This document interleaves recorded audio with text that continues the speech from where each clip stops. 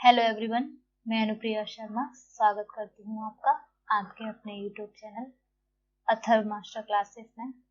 तो फ्रेंड्स, आज हम पढ़ेंगे हड़प्पा सभ्यता के कुछ महत्वपूर्ण बिंदुओं के बारे में, जो है हड़प्पा सभ्यता की राजनीतिक व्यवस्था, हड़प्पा सभ्यता का नगर नियोजन, हड़प्पा सभ्यता का आर्थिक जीवन, सामाजिक जीवन, धार्मिक जीवन और हड़प्पा सभ्यता के पतन के बारे में आज हम पढ़ेंगे। तो फ्रेंड्स, स्टार्ट करते हैं हमारा आज का टॉपिक, हड़प्पा सभ्यता का नगर नियोजन। हड़प्पा सभ्यता की सबसे बड़ी विशेषता उसकी नगर नियोजन पद्धति और जल निकास प्रणाली थी। जो हड़प्पा सभ्यता की जो बड़ी विशेषता थी वो थी नगर नियोजन व्यवस्था, यानी वहाँ नगरों को व्यवस्थित ढंग से बनाया जाता था और वहाँ जो जल निकास प्रणाली थी वो भी बहुत सुदृढ़ तरीके से उसको व्यवस्थित किया गया था। हड़प्पा सभ्यता के नगरों का निर्माण एक निश्चित योजना के अनुसार किया गया था। जो हड़प्पा सभ्यता के जो नगर बनाए गए थे उनको एक निश्चित योजना के अनुसार बनाया गया था। नगर योजना जाल पद्धति पर आधारित थी, जिसे ग्रिड पद्धति भी कहते थे। जो हड़प्पा सभ्यता की जो नगर योजना थी वो जालनुमा संरचना पर आधारित थी, जिसे ग्रिड पद्धति भी कहते हैं। हड़प्पा सभ्यता की जो सड़कें थी वो पूरब से पश्चिम की ओर तथा जो मुख्य सड़क थी वो उत्तर से दक्षिण की तरफ जाती थी और एक दूसरे को समकोण पर काटती थी। जो हड़प्पा सभ्यता की जो सड़कें थी वहां की वो पूरब से पश्चिम की ओर जाती थी और जो मुख्य सड़क थी वहां की वो उत्तर से दक्षिण की तरफ जाती थी और एक दूसरे को आपस में समकोण पर काटती थी। जो हड़प्पा सभ्यता की जो सड़कें थी वो सीधी थी और जो समस्त सड़कें थी वहां की वो मिट्टी की बनी हुई थी। हड़प्पा सभ्यता के नगरों के अवशेषों में पूर्व एवं पश्चिम में दो टीले प्राप्त हुए हैं। पूर्वी टीले पर आवास के साक्ष्य प्राप्त हुए हैं एवं पश्चिमी टीले पर दुर्ग के साक्ष्य प्राप्त हुए हैं।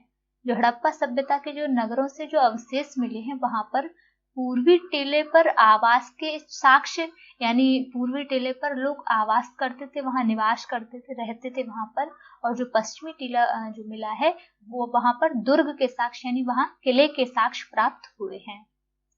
हड़प्पा सभ्यता के किसी भी स्थल से मंदिर के अवशेष प्राप्त नहीं हुए हैं। जो हड़प्पा सभ्यता थी वहां पर किसी भी स्थल से वहां पर कहीं पे भी मंदिर के अवशेष प्राप्त नहीं हुए हैं, यानी वहां पर मंदिर नहीं थे। मंदिर निर्माण गुप्त युग की देन है। जो मंदिर बनाना प्रारंभ हुए वो हुए गुप्त युग से मंदिर बनाना प्रारंभ हुए। हड़प्पा से मूर्ति निर्माण कला का प्रमाण प्राप्त हुआ है। जो हड़प्पा से मूर्ति बनाने की जो कला का जो प्रारंभ हुआ था वो हड़प्पा से प्रारंभ हुआ था, यानी हड़प्पा से मूर्ति निर्माण कला का प्रमाण मिला है। हड़प्पा सभ्यता की राजनीतिक व्यवस्था। स्टुअर्ट पिगट ने मोहनजोदारो एवं हड़प्पा को विस्तृत साम्राज्य की जुड़वा राजधानी बताया है। स्टुअर्ट पिगट ने मोहनजोदारो एवं हड़प्पा को एक विस्तृत साम्राज्य की राजधानी बताया है।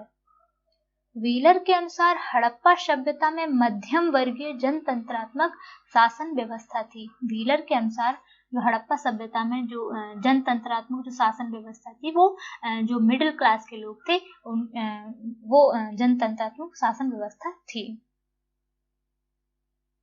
इसमें पुरोहित वर्ग का प्रभाव था। हड़प्पा सभ्यता में पुरोहित वर्ग यानी जो पुजारी वर्ग था, जो पूजा पाठ किया करता था, उसका काफी वर्चस्व रहा करता था। इसमें धर्म की महत्ता को स्वीकार किया गया, यानी इसमें धर्म को ऊपर रखा गया है हड़प्पा सभ्यता में। हड़प्पा सभ्यता का आर्थिक जीवन। हड़प्पा सभ्यता के निवासियों के जीवन का मुख्य आधार कृषि था, यानी जो हड़प्पा सभ्यता के जो निवासी थे उनके जीवन का जो मुख्य आधार था वो था कृषि। यहाँ के मुख्य खाद्यान्न गेहूं और जौ थे। वहां फलों में केला, नारियल, खजूर, अनार, नींबू, तरबूज आदि का उत्पादन होता था। जो हड़प्पा सभ्यता में जो फलों का वहां पे जो उत्पादन होता था वो होता था केले का, नारियल का, खजूर का, अनार का, नींबू का, तरबूज आदि इन फलों का निर्माण वहां पर होता था। कृषि के साथ पशुपालन का विकास हुआ था।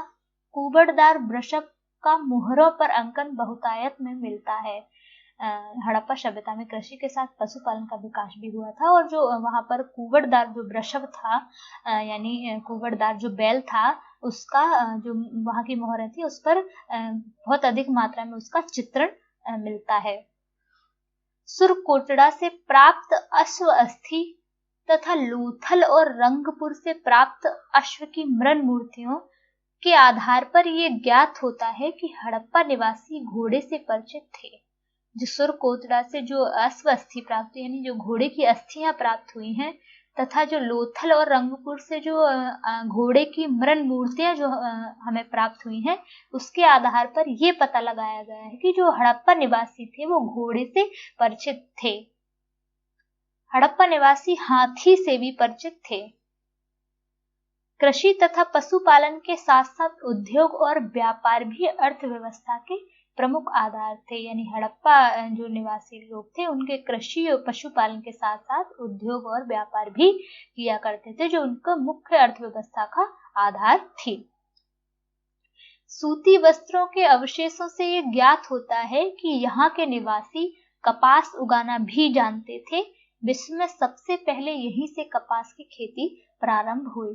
सूती वस्त्रों के जो अवशेष प्राप्त हुए थे वो उनसे ये पता लगाया गया है जो सिंधु निवासी जो लोग थे वो कपास को उगाया करते थे और जो विश्व में सबसे पहले जो कपास जहां पर उगाना प्रारंभ हुए वो सिंधु नदी के किनारे कपास उगाना प्रारंभ हुई। यहाँ के निवासी वस्तु विनिमय प्रणाली द्वारा व्यापार किया करते थे। जो हड़प्पा निवासी थे वो वस्तु विनिमय प्रणाली यानी एक वस्तु को देकर उसके बदले दूसरी वस्तु लेना वो वस्तु विनिमय प्रणाली कहलाती है। उसके द्वारा जो हड़प्पा निवासी थे वो व्यापार किया करते थे। हड़प्पा संस्कृति में नापतोल की इकाई जो थी वो 16 के अनुपात में थी। हड़प्पा संस्कृति की नापतोल की इकाई जो 16 के अनुपात में थी। आयात की जाने वाली वस्तुएं और उनके जो स्थल हैं वो टिन और चांदी ईरान और अफगानिस्तान से मंगाया जाता था। तांबा जो खेतड़ी राजस्थान या बलूचिस्तान से खरीदा जाता था। सोना था वो ईरान, अफगानिस्तान और कर्नाटक से मंगाया जाता था। जो फिरोजा था वो ईरान से मंगाया जाता था। जो नील रत्न था वो अफगानिस्तान से मंगाया जाता था और जो सैल खड़ी थी जिसकी मोहरें बनाई गई थी उसको बलूचिस्तान, राजस्थान और गुजरात से मंगाया जाता था। जो हड़प्पा सभ्यता का सामाजिक जीवन के बारे में हम पढ़ेंगे। सैंधव निवासी का सामाजिक जीवन सुखी और सुविधापूर्ण था। जो सैंधव निवासी लोग थे वो बहुत सुखी और सुविधापूर्ण जीवन अपना व्यतीत करते थे।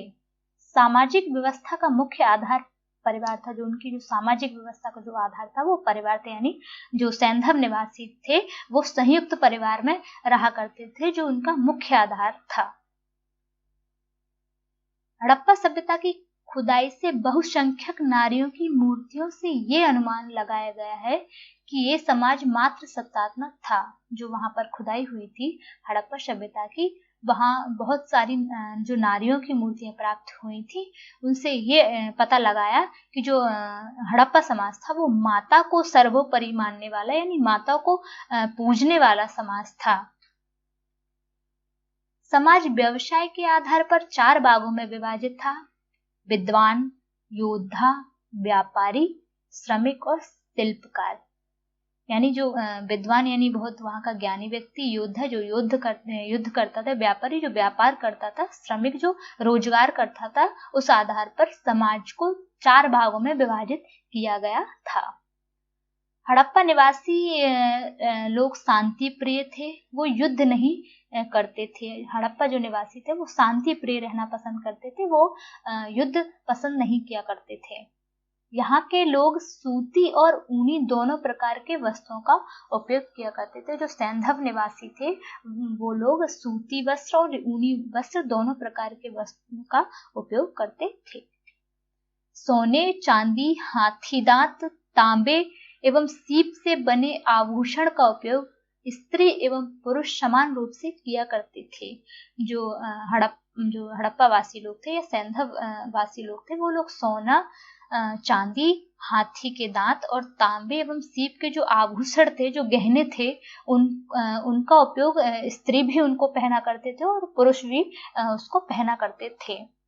जो हड़प्पा निवासी लोगों के जो मनोरंजन का साधन था वो पासा शतरंज खेलना था, नृत्य करना था, पशुओं की लड़ाई करवाना था और मछली पकड़ना आदि उनके मनोरंजन के बहुत साधन हुआ करते थे।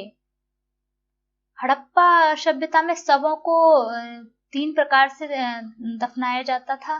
जो शवों के जो अंतिम संस्कार किया जाता था वो 3 प्रकार से किया जाता था: पूर्ण समाधिकरण, आंशिक समाधिकरण और दाह संस्कार। पूर्ण समाधिकरण में इसमें शव को पूर्ण रूप से जमीन में दफना दिया जाता था। जो पूर्ण समाधिकरण था वो उसमें जो मृत शरीर था उसको पूरी तरह से जमीन में दफना देते थे।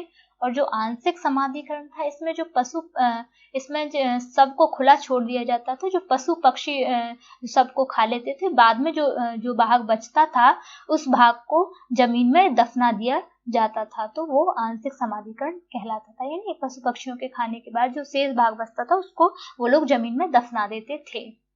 दाह संस्कार, इसमें शव को अग्नि में जला दिया जाता था। दाह संस्कार जो होता है वो उसमें जो मृत शरीर था उसको अग्नि में जला देते थे। हड़प्पा में शवों को दफनाने की प्रथा थी और जो मोहनजोदड़ो था वहां पे शवों को जलाने की प्रथा विद्यमान थी। हड़प्पा सभ्यता का धार्मिक जीवन, हड़प्पा वासी पूजा करते थे, पुरुष देवता की पूजा करते थे, यानी पशुपतिनाथ भगवान शिव को पूजा करते थे। जो हड़प्पा निवासी थे वो भगवान शिव को की पूजा किया करते थे। हड़प्पा निवासी मातृ देवी की पूजा करते थे। मातृ देवी या पृथ्वी देवी जिनको कहा गया है। जो मार्शल थे उन्होंने मातृ देवी को पृथ्वी देवी कहा है। जो हड़प्पा निवासी थे वो लिंग योनि की पूजा किया करते थे और हड़प्पा निवासी वृक्ष की पूजा किया करते थे। सबसे जो पवित्र वृक्ष था उनका वो पीपल का वृक्ष था और हड़प्पा निवासी जल की भी पूजा किया करते थे।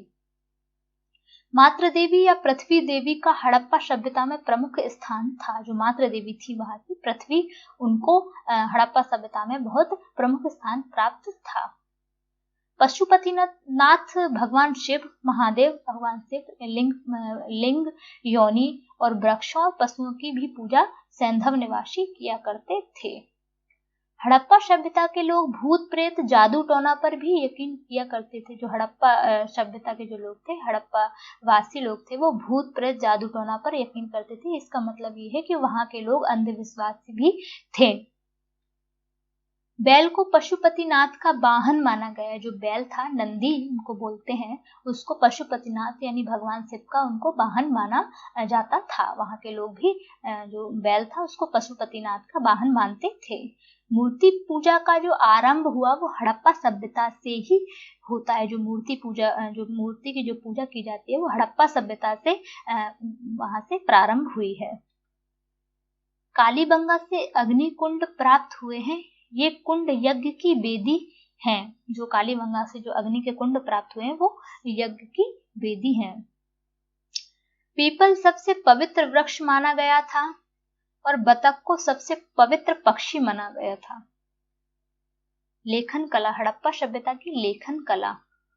हड़प्पा सभ्यता की लिखी जो लिपि थी वो चित्र और अक्षरों से मिलकर बनी हुई थी। जो वहां की जो लिपि थी वो चित्र और अक्षरों को मिलाकर वो लोग वहां की लिपि तैयार करते थे।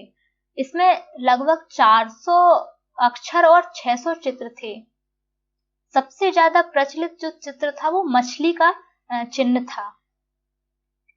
हड़प्पा सभ्यता की लिपि पहली लाइन में दाएं से बाएं और दूसरी लाइन में बाएं से दाएं ओर। जो हड़प्पा सभ्यता की जो लिपि थी वो पहली लाइन में दाएं से बाएं लिखा करते थे और दूसरी लाइन में बाएं से दाएं ओर लिखा करते थे। और जो इस लिखावट को, इस तरह की लिपि को वाउस्ट्रोफीडन कहा जाता है, वाउस्ट्रोफीडन कहते हैं।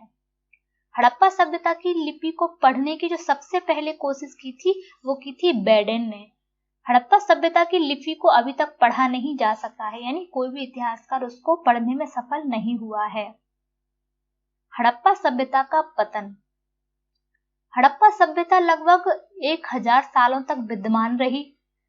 इसके पतन के अलग अलग कारण बताए जाते हैं, जिनमें से कुछ प्रमुख कारण इस प्रकार हैं। गार्डन चाइल्ड और व्हीलर ने जो हड़प्पा सभ्यता के जो पतन का कारण बताया है वो बताया है आर्यों का आक्रमण। उन्होंने कहा था कि जो हड़प्पा सभ्यता का जो पतन हुआ वो आर्यों के आक्रमण के द्वारा हुआ है।